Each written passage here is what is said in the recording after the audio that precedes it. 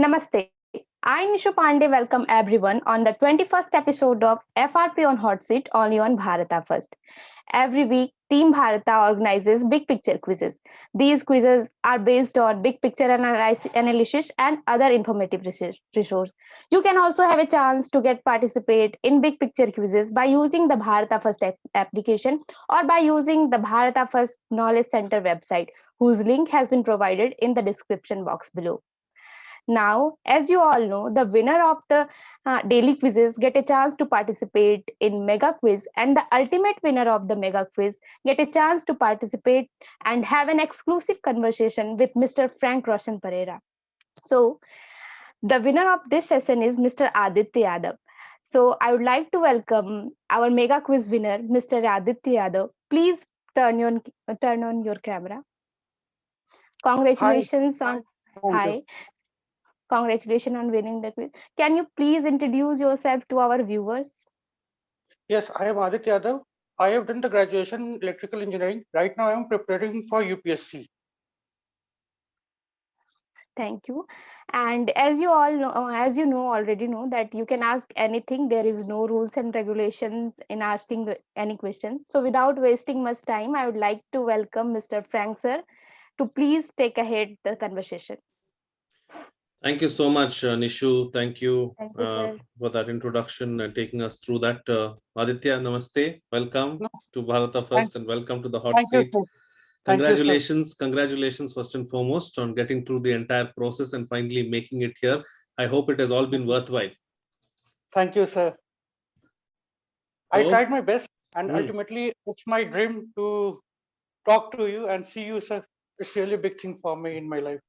very, very kind of you. Very, very kind of you. I'm humbled and I'm very, very happy to be sharing this screen space with you. So I heard that introduction as well. You come from an engineering background. I hope there are no engineering questions because No, no, my no, not at all, engineering, sir. my No, sir. engineering knowledge is I No, don't no, know how not good at it all. is, but anyways. So the floor is yours, Aditya. You may take over, please. Sir, my first question is from Ayat. So, with $3 billion at stake in Afghanistan, where does our policy and steps got miscalculated in Afghanistan? And why is not India operating its mission in Kabul like Russia or other countries, despite being not recognizing the Taliban government? It's an interesting question. See, there are many facets to this question. There are different things, and I'd like to take them up one by one. First and foremost, $3 billion in the scheme of things, looking at how Afghanistan is, looking at what the other players have invested in the region, $3 billion isn't too much compared to what the Russians have invested, compared to what the Chinese have invested, and the Americans have invested. That is point number one. Secondly, in Afghanistan, we've done quite a bit over the last 20 years. I would not look at it as capital in terms of money, but we've invested heavily in in in working for the betterment of society in Afghanistan. For the kind of money that we have spent there, it has been well spent, and as a result of that, the general public, leave aside the Taliban, but the civilians and the common people of Afghanistan have tremendous goodwill for India. They really love Indians because of the kind of work we have done there. Rather than looking at it as a loss or $3 billion gone down the drain, I would say that we have invested in, in development of humanity in that particular region. That is one. Secondly, right now it's too late for us to try and regain that $3 billion. Instead, what we should be doing is we should try and cut our losses and try and limit the damage as much as possible. Unfortunately, because of the scheme of things in Afghanistan and because of the games that China is playing and how Pakistan has taken control of everything in Afghanistan, it is difficult for us to have a direct role in Afghanistan. Hence, our allies come into the picture. And here, I would like to say that Russia is our big trump card in Afghanistan. But don't forget, Russia too has burnt its fingers in Afghanistan in the past. So Russia is also not going to be fully invested in Afghanistan. It's going to be a scenario where all players are involved. So we need to try and engage with like-minded countries and work with Afghanistan. Why is Afghanistan important for India? Afghanistan is important for India from a connectivity point of view. And it ensures that we have access to the Central Asian republics through Afghanistan. Now, there is another challenging aspect in all of this, the role of China in Iran and how China is trying to scuttle India's progress in Iran, and how the Americans with Karsa and everything else have ensured that they have pushed India out of the picture in Iran. So there are a lot of things that are churning in this particular region, and all these complicated issues make things even more complex for India.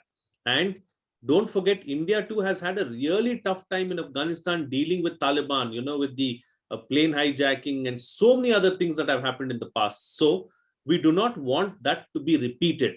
We have clearly told Afghanistan, if you want something from us, then you better give us something in return. We are not going to be the same India that dealt with Afghanistan 20 years ago. And that is what is different now. And that's why we are not operating. If you are going to operate an embassy out of Afghanistan, then we better get something in return, because at the end of the day, Afghanistan too needs India. And that's something that the Taliban realizes. We have to wait for the most opportune moment and then get into Afghanistan.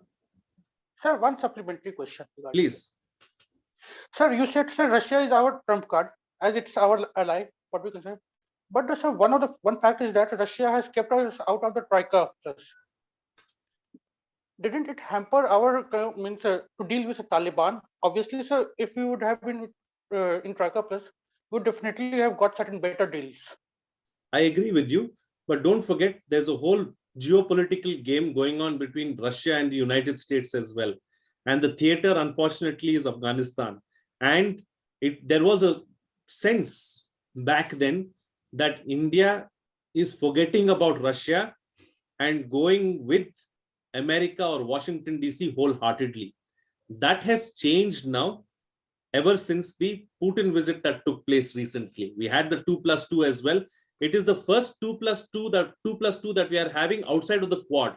The other 2+2 arrangements that we have are with Japan, Australia, United States, all part of the Quad. First country that we are having outside of the Quad is with Russia. It shows the strategic importance of the India-Russia ties from both perspectives, from Russia's side as well and from India's side too. And it is not just India who has gone ahead with these deals. 28 agreements have been signed in all.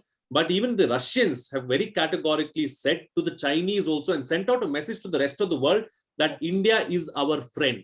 Despite what you think about Russia and China's relationship, but our relationship with New Delhi is strong and we want to continue that strong bond is the message that is being sent out. Hence, I say that this is going to play a big role in Afghanistan as far as Russia is concerned. Russia, at the end of the day, just wants some friends and allies. And don't forget, Russia has a massive border. If India and China have a border problem, there is a bigger problem between Russia and China. And the Russians are very, very aware of this fact. And they are very worried about China and want to keep China at an arm's distance. But the Western nations have pushed them further towards China. That is the problem at the moment. Sir, there is one more thing. Sir, India want to send 50 million ton of wheat to Afghanistan. Okay, it want to send through Wagah by road, through Wagah. But if it really want to send, it can do via Chabahar also. Why not it's opting that way? If it really want to say as early as possible. Because Chabahar is not fully operational, first and foremost. That is one. It has to go through Bandar Abbas, right? That is, so Chabahar has not been used fully and completely, right? That will take some time. And let's not forget, in recent times, the Chinese have been putting extreme pressure on Iran as well. And Iran too has had a problem with all the sanctions that the Western countries and especially the United States has posed on them. So that route is going to be even more difficult. And don't forget, this will be a new avenue, a new lease of life for India as well to use this route and get into Afghanistan. Okay. Sir, next question, sir. So it's from the particularly in Northern Africa where Arab Springs took place. So there is a culture of now nascent democracy taking place. But right now, what happened in Sudan and Tunisia, it's a getting back into the older system. What will be the reason for this? Means the people are expecting more of the new government, or the political system are not reluctant to change into the newer ways. Why it is happening so, sir? So Africa, let's not forget, is very, very complex. The situation in Africa is extremely difficult. And without us knowing directly as well, there are external players playing a big role in Africa. And these external players are playing mischief in Africa. Don't forget that. If you look at Sudan, if you look at any of these countries in Africa where there is some kind of turmoil, it is instigated not locally, but from outside, because don't forget, there's a massive arms lobby at work as well in all of these countries. And if there is no conflict, then the arms lobbies don't have ways to sell their wares. Right? So this is a big factor. This is a factor from outside which has a big role to play as well. Aditya, are you there? Not sure. So that is one of the reasons as far as this whole issue is concerned. Secondly, of course, another aspect that we need to look at as far as Africa is concerned, there are too many smaller factions, there are too many internal factions within Africa that need to deal with so many other issues. And this is being exploited by a certain powerful few, both within the government and also from the opposition factions in Africa. And that is the biggest challenge, and that's why we are seeing this constant churning and this these constant problems in Africa. Okay, sir. Okay. Sir, next question. It's related to. It's related to. Not able to hear. Go ahead. Please go ahead. It's related to CU26. COP26. Okay. In the recent COP26, our environment minister called for phase down rather than the phase out of coal.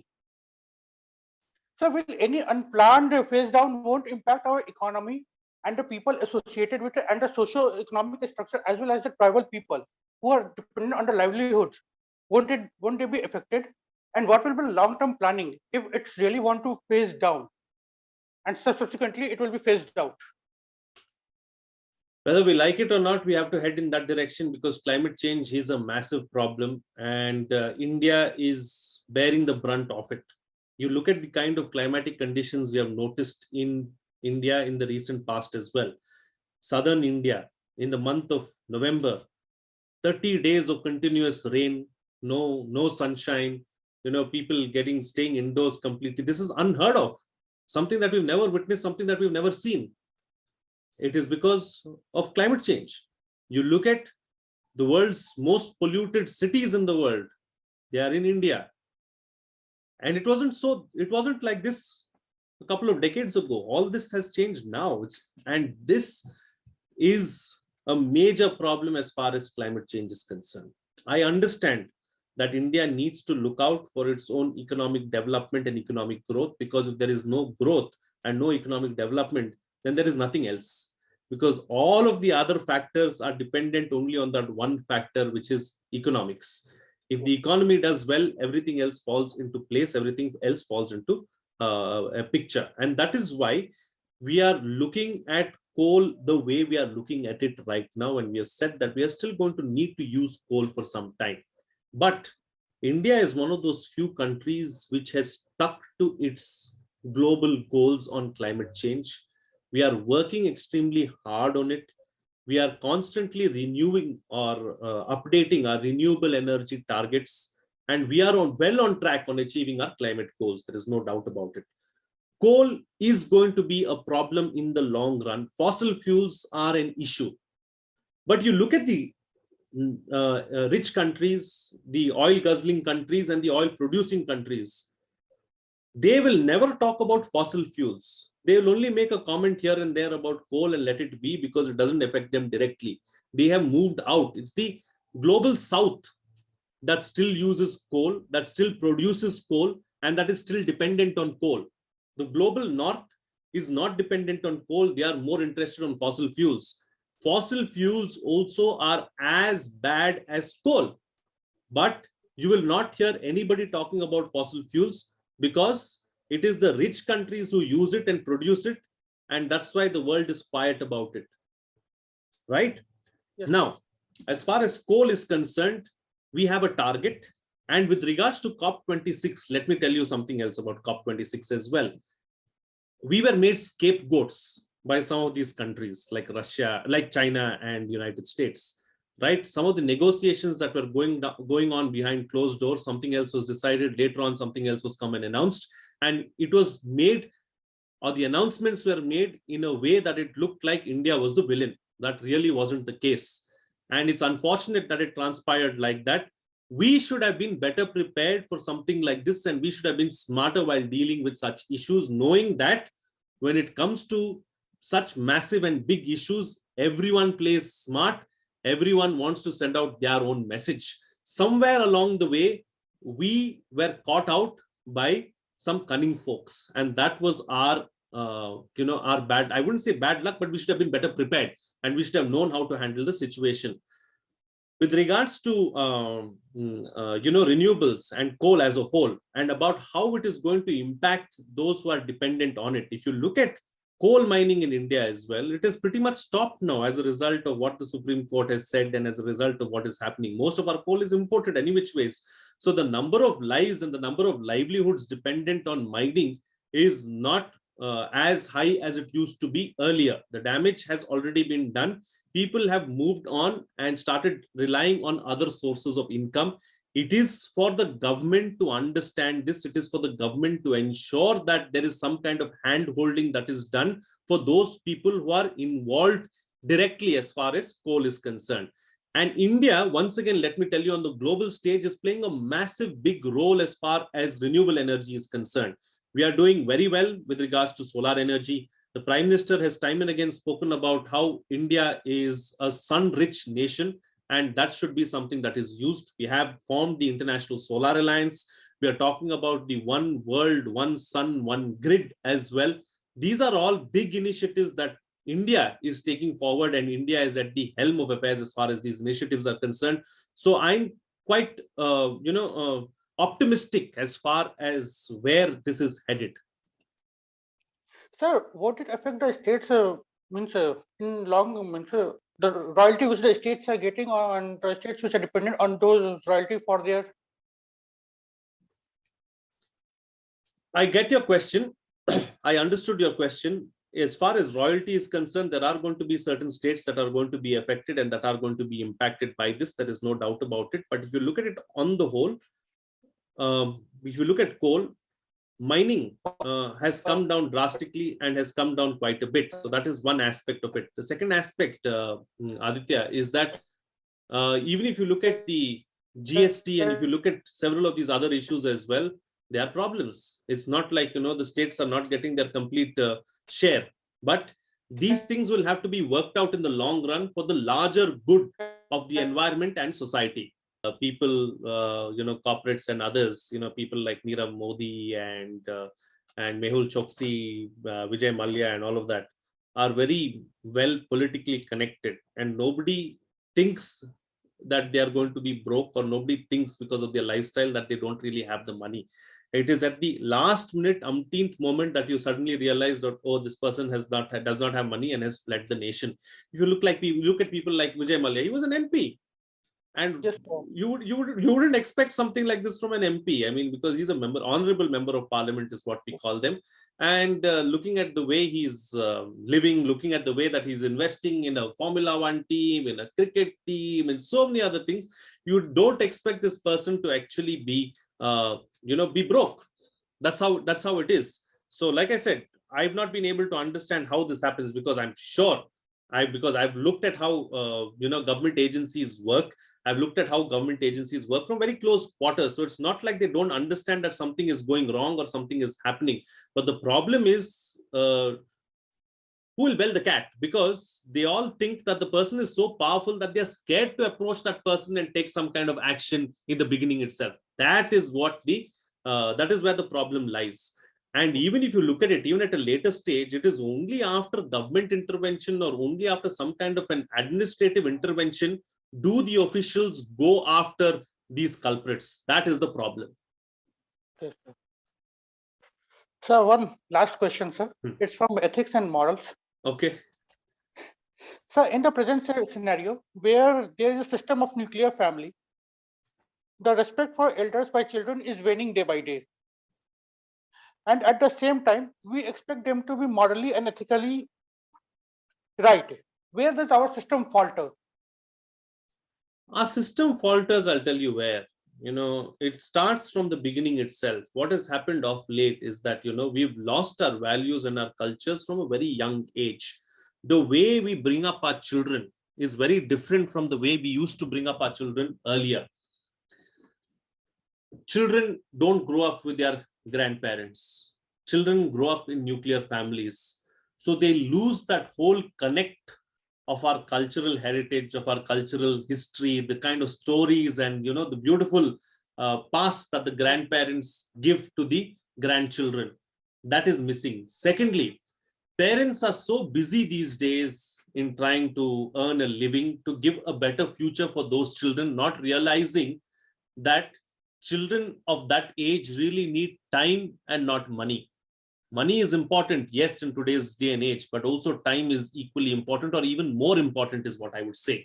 Rather than looking at lavish lifestyles, if you want to live in nuclear families, if parents can understand from a very young age that they need to mold their children in a particular way, because that is the most important aspect. Impressionable age, that is the most impressionable age. Mata Pita Param Guru is what our scriptures say. But are we really following that? No, sir. 4-year-old is sent for tuitions. Why? Because the A is not being written properly. Yes. So from then itself, the values are devalued. Earlier, what used to happen is we had the Gurukulam system of education, where there used to be a guru who would take on the part and would teach values and would teach the child as to how the child needs to grow up and in which direction the child needs to go. There was a lot of scientific knowledge attached to it as well, a lot of psychology attached to it as well. And yes, based on what the child was interested in, the child would be pushed towards how and what the child should do. Yes. That is no longer the case. We are only looking at one thing today. We either want our child to become a Virat Kohli or we want our child to get 100% out of 100%. There is nothing else left. So even the sports and all those things have means which used to be bring friendship among the children. Now those things have been taken by PUBG, mobile, internet, all those things. Absolutely. Absolutely. So where is the social interaction that is happening? When there is no social interaction happening, how can you expect when a child or a person is growing up with zero social interaction, how can you expect that social interaction to continue after a particular stage? Because that emotional quotient that a person is supposed to have as a result of social interaction has become zero. So there is no emotional connect with anything. And hence the value system has been completely degraded. And that's why you see old age homes being so popular these days, children leaving their parents in old age homes, not worrying two hoots about where their parents are or what they are doing. This is all a result of this. It is a result of us not following our traditions and our value system the way we should have. It has been corrupted as a result of invasions and as a result of foreign education within the country over the last 400 or 500 years. Unfortunately, we've not regained and retaken what was traditionally ours. What is a system that has worked so beautifully for us? That is the problem. So we don't have to look forward. We need to look behind at the past to be better in the future. Sir, supplementary question to this. Sir, how much national education policy will help in to regain the system, our old system? So first and foremost, it's a policy. It's not a law. It's not an act, right? So yes, sir, it's a policy framework. So it is for everyone to understand how important and how good it is, and it is for all policy, all stakeholders than all stakeholders to really understand the essence of it.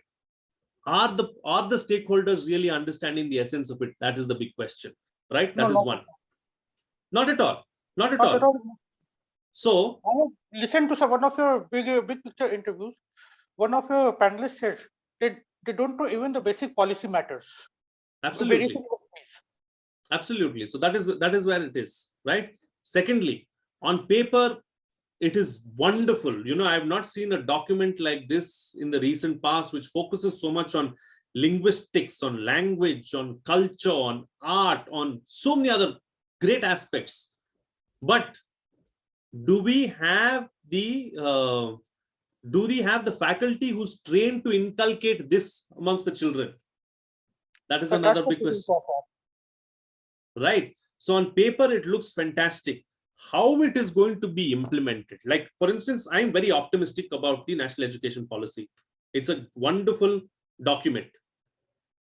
How it is going to be implemented is going to be key, is going to be very important, because don't forget, when you have, in a country like ours, when you have a federal system, you know, where the center decides one thing and a different states decide something else.